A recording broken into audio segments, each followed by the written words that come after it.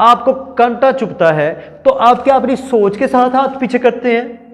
जब आपको करंट लगता है, किसी को भी करंट लगता है, आपको बचाए, जब किसी को करंट लगता है तो उसकी उंगली जब तार को छूती है तो फौरी तौर पर वो पीछे हाथ खींच लेता है। क्यों?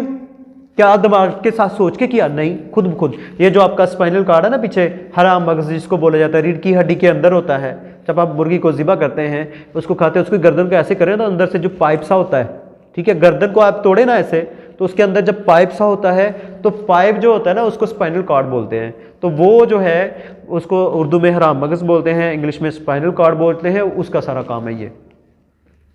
तो मेरे ख्याल से ये वीडियो जो है आपके लिए हेल्पफुल होगी, ठीक है। अगर आपके लिए हेल्पफुल है तो आप कमेंट कर दीजिए और मेरे लिए दुआ कर दीजिए।